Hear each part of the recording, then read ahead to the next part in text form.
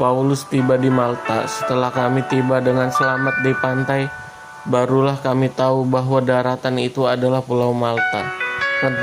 Penduduk pulau itu sangat ramah terhadap kami.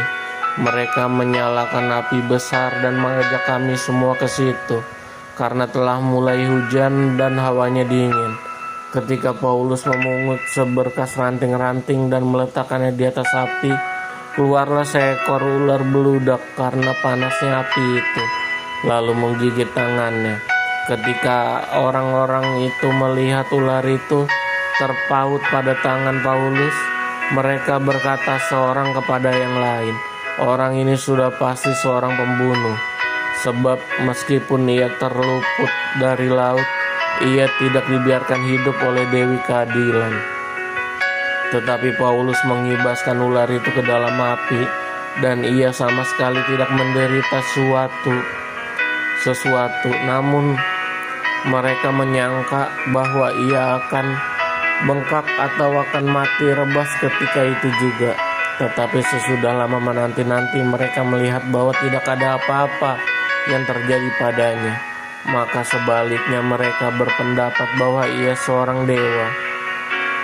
Tidak jauh dari tempat itu ada tanah milik gubernur pulau itu. Gubernur itu namanya Publius. Ia menyambut kami dan menjamu kami dengan ramahnya selama 3 hari.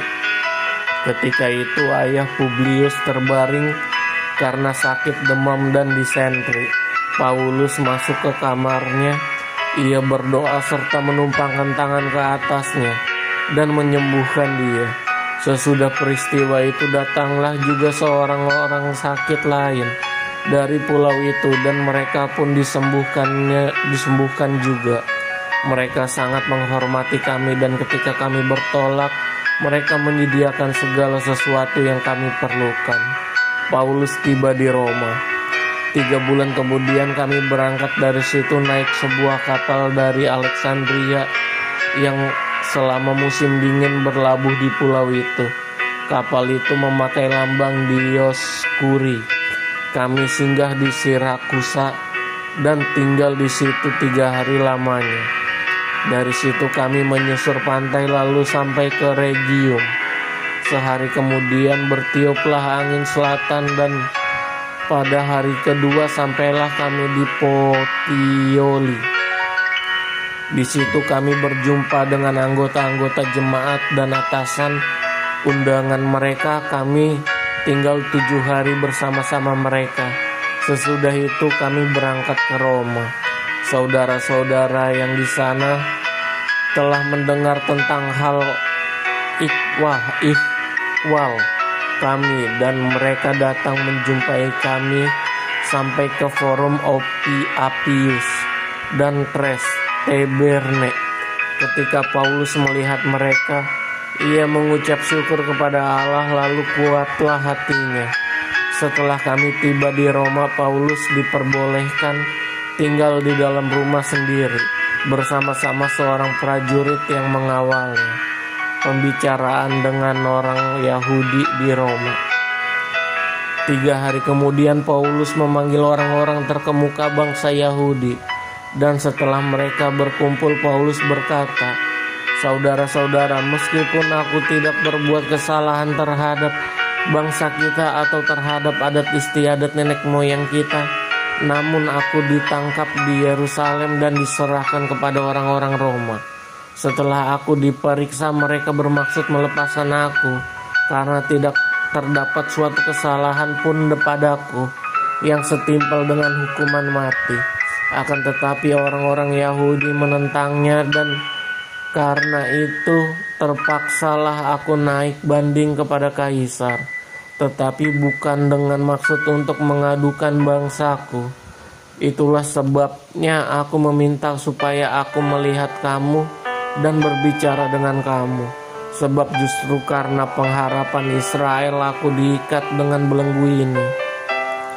Akan tetapi mereka berkata kepadanya, "Kami tidak menerima surat-surat dari Yudea tentang engkau, dan juga tidak seorang pun dari saudara-saudara kita datang memberitakan apa-apa yang jahat mengenai engkau. tetapi kami ingin mendengar dari engkau bagaimana pikiranmu. Sebab tentang mazhab ini kami tahu bahwa di mana-mana pun ia mendapat perlawanan. Lalu mereka menentukan suatu hari untuk Paulus. Pada hari yang ditentukan itu datanglah mereka dalam jumlah besar ke tempat tumpangannya. Ia menerangkan dan memberi kesaksian kepada mereka tentang kerajaan Allah, dan berdasarkan hukum Musa dan kitab para nabi ia berusaha meyakinkan mereka tentang Yesus. Hal itu berlangsung dari pagi sampai sore. Apa yang dapat diyakinkan oleh perkataannya? Ada yang tetap tidak percaya, maka bubarlah pertemuan itu dengan tidak ada kesesuaian di antara mereka. Tetapi Paulus masih mengatakan perkataan yang satu ini, tepatlah firman yang disampaikan Roh Kudus kepada nenek moyang kita dengan perantara Nabi Yesaya. Pergilah kepada bangsa ini dan katakanlah, kamu akan mendengar dan mendengar, namun tidak mengerti. Kamu akan melihat dan melihat, namun tidak menganggap. Sebab hati bangsa ini telah menebal, dan telinganya berat mendengarnya, dan matanya melekat tertutup, supaya jangan mereka melihat dengan matanya, dan mendengar dengan telinganya, dan mengerti dengan hatinya, lalu berbalik sehingga aku menyembuhkan mereka. Sebab itu kamu harus tahu bahwa keselamatan yang daripada Allah ini disampaikan kepada bangsa-bangsa lain, dan mereka akan mendengarnya. Dan setelah Paulus berkata demikian, pergilah seorang-orang Yahudi itu dengan banyak perbedaan paham antara mereka. Paulus memberitakan kerajaan Allah di Roma, dan Paulus tinggal 2 tahun penuh di rumah yang disewanya sendiri itu. Ia menerima semua orang yang datang kepadanya dengan terus terang dan tanpa rintangan apa-apa. Ia memberitakan kerajaan Allah dan mengajar tentang Tuhan Yesus Kristus.